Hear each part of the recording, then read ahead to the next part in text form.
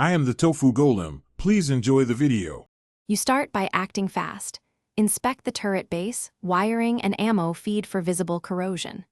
Once done, move the turret under cover or add a 1/2 roof to cut moisture contact. This reduces rust formation. Make sure to apply a light rust inhibitor spray to external metal surfaces.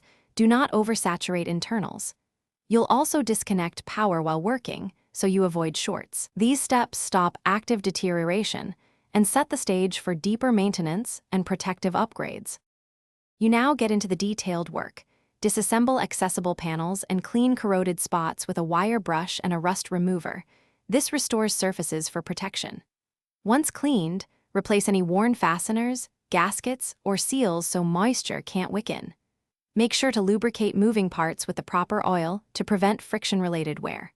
Finally, seal seams with a corrosion-resistant compound and inspect electronic connectors, because reliable contacts prevent heat and corrosion that degrade functionality over time. You finish by hardening the turret against future rust.